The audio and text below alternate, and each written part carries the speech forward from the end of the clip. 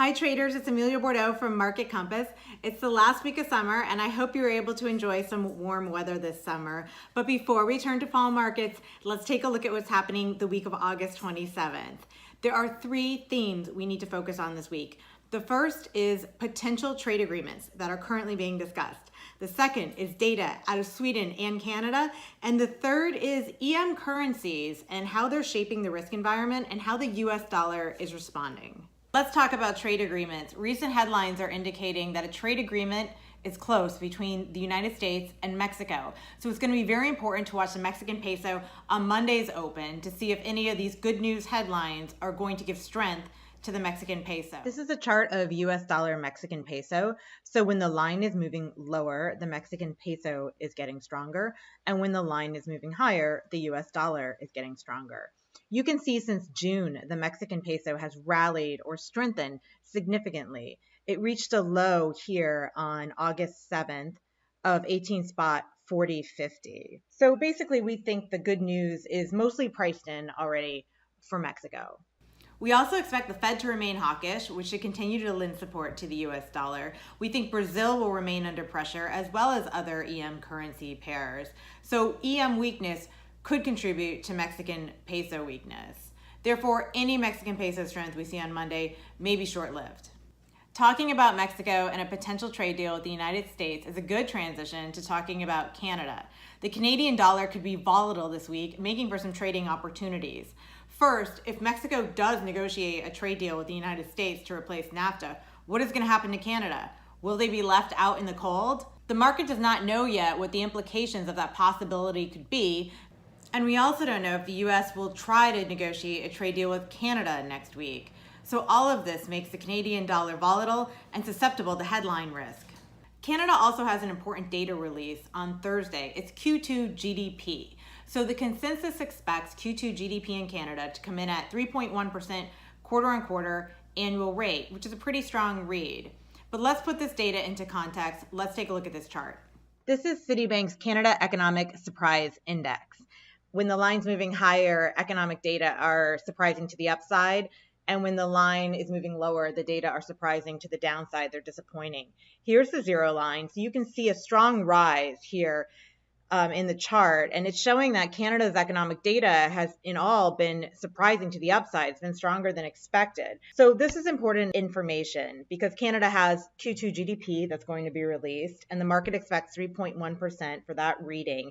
So if that GDP data surprises higher, surprises to the upside, that could be enough to shift the probability of a 25 basis point rate hike forward from the October Bank of Canada meeting to the September 5th Bank of Canada rate meeting, and that would strengthen the Canadian dollar.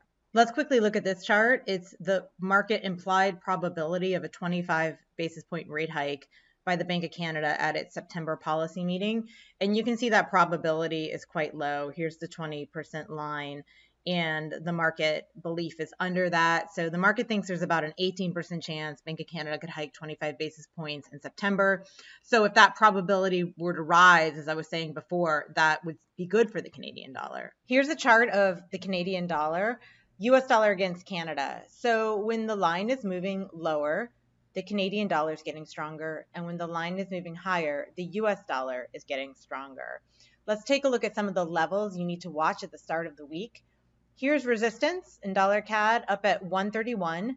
And then the red horizontal line is support down here at 129.60 support.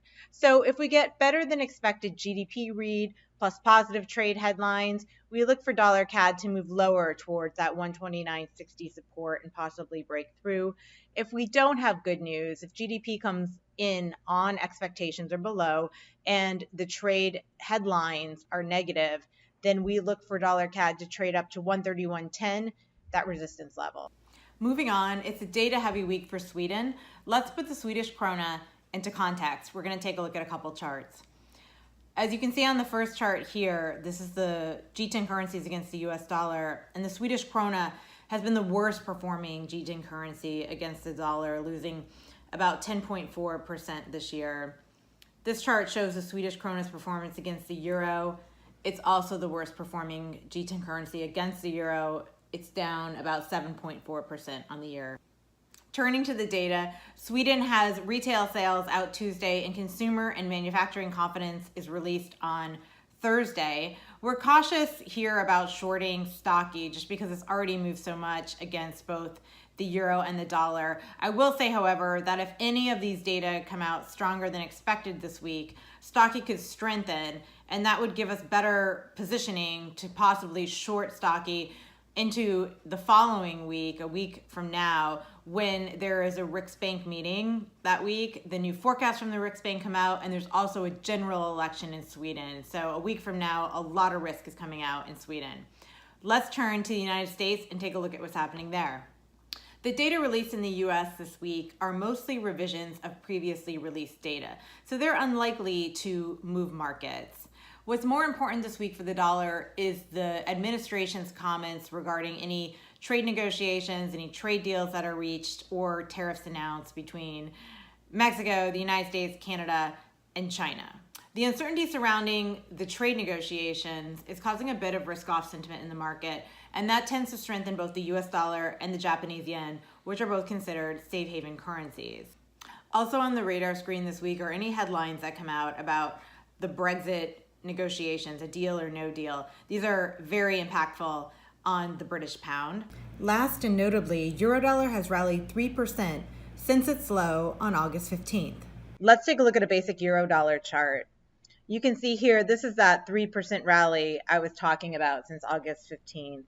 The levels to watch at the start of the week are 117, the figure resistance, and 118, the figure resistance. So if Eurodollar trades up into this range, this resistance range, we would look to short Eurodollar there. Additionally, our Market Compass proprietary positioning indicator shown here shows a very large reduction in Euro shorts over the past week or two. The position reduction should reduce the potential upside in the euro and perhaps provide some ammunition for those looking to reshort the euro. Finally, our proprietary algorithm provided a good early signal to cut euro shorts. You can see on the bottom chart, the algo for euro was short. It was orange, in that orange territory. It moved towards neutral, the zero line, and then it moved slightly into positive territory. So our algorithm did provide a good early signal to cut euro shorts. However, we think the resistance between 117 and 118, the figure, will be formidable, and the key trend, both fundamentally and tactically, remains lower for the euro. So all in all, we expect this week to generate short-term trading opportunities around key headlines on trade, geopolitical event risk, and also key technical levels in these currencies. We expect that medium to long-term themes may reassert themselves in both the US dollar, commodity currencies, and also emerging market currencies in terms of risk aversion. So we're looking for opportunities to re-engage in US dollar longs against all of those pairs. Good luck this week and trade well.